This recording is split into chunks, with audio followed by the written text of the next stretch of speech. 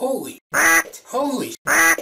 this is Gravity Falls Season 2, Episode 7, Society of the Blind Eye, and you guys totally told me to expect some really great things from this episode, and I still didn't expect it to be as good as it was. This is one of those kinds of episodes where I have to restrain myself, not because there's not enough to say or because there's some risk of revealing too much to somebody, but because if I don't hold myself back, I'm just gonna gush about this until I can't gush about it anymore. It's episodes like this that make me desperately wish that I had been watching this show when it first aired. It actually makes me genuinely sad to know that I wasn't able to experience this with all the rest of you Gravity Falls fans. I'm gonna be a little vague with my description of the episode, of course, I always am, but more so than ever because I know there are some of you who do watch these reviews and don't watch the show, or who are watching the show along with me and still watch the reviews. And I don't want to spoil anything for those people, as few of them as there are. So bare minimum summation, Mabel and Dipper discover McGucket's name on the broken laptop that was found in the author's bunker. This gets Dipper rethinking all of the things he knows about the author, and he comes to realize that McGucket is right in the center of everything. Which, while McGucket does not turn out to be the author, I will reveal that at least, he is kind of right there in the middle of everything. He's been there since the very beginning. Thinking now that McGucket holds all the answers, Dipper, Mabel, Seuss, and Wendy go to find him and get him to reveal all the secrets of the journals. Instead, they learn, however, that he doesn't have all of his memories, that he's forgotten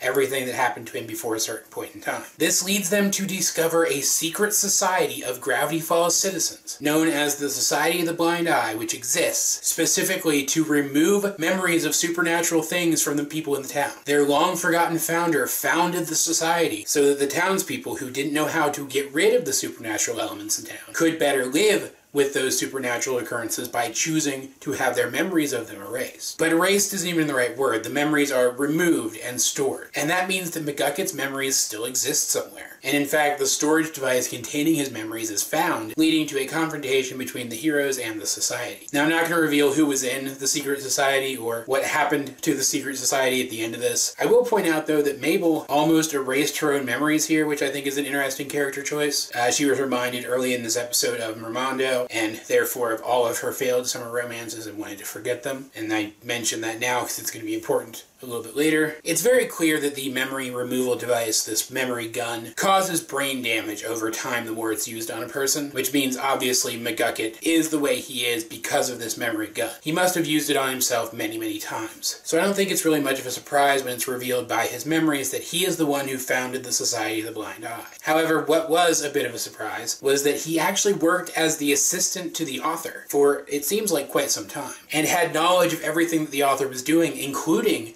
the machine. And what's even more interesting is after he sees these memories play out on a screen in front of him, McGucket seems to start to remember things, suggesting that the gun doesn't permanently remove the memories, it just blocks them in some way, and he can remember those things. Which is pretty much where the episode ends off. There's a credits sequence that shows Stan again working on the machine, and there's a suggestion that Dipper and Mabel are going to get in his way and he's going to have a confrontation with them, but I don't think that's ever actually going to happen. Maybe I'm wrong, I don't know. The fact of the matter is, this was a fantastic episode. One of the best 20 minutes of an animated show that I've ever experienced. Bringing back so many past elements, so much came together here and fit so seamlessly. I have no doubt that at least the majority of this was planned out since the very start of the show. Everything, right down to the seeming plot holes of everyone in town being similarly weird, and none of the townspeople seemingly caring at all about the supernatural elements, all fit now and make sense. Those seeming plot holes are not plot holes anymore. They're part of the narrative. And yet, on top of all of that, the episode still managed to be really funny, and really exciting, and really interesting in ways that weren't directly tied to the main plot of the episode or the main plot of the show. It had a lot of great standalone moments, just like every other episode this show has, and even managed to fit a moral at the end, that being that even our worst memories still contribute to who we are as people. We see that McGucket, despite seeing that his past was so rough that he wanted to forget, the things that he saw working with the author made him want to forget parts of his life. But despite that, he was still happy to have those memories back, even though they reminded him of a person he may never be again, even though they reminded him of pains that he experienced. He was still happy. And so it's actually Mabel who learns the lesson here, that even our worst memories make us who we are today. That without our memories, we aren't the same people. And she grew a little bit as a person because of that, at least I hope she did. But what this episode did better than anything else, and I actually think this is where I'm going to leave the review so that I don't gush too much. What this episode did more than anything else is make me even more anxious to watch more episodes of the show. I want to know more about the past version of McGucket. I want to know more about the author. I want to know more about that machine. I want to know if the blind eye has anything to do with Bill Cipher and his one eye. I mean, I don't see any way right now that it could, but the similarity is there, so I have to assume that there is some connection,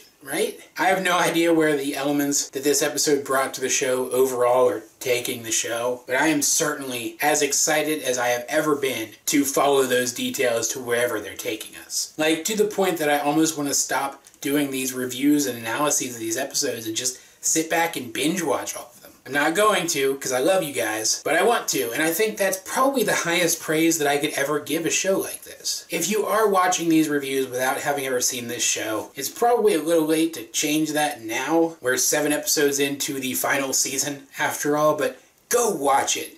It's really, really good. Like, I'm genuinely a little worried to watch Monday's episode now, because it can't be as good as this one. And despite all my best efforts, I find myself to be gushing. So I'm just going to go ahead and cut the review off here. Guys, if you have seen this episode, what did you think of it? Let's get a discussion going in the comment section down below. Either way, this has been AJ22, and I will talk to you guys later.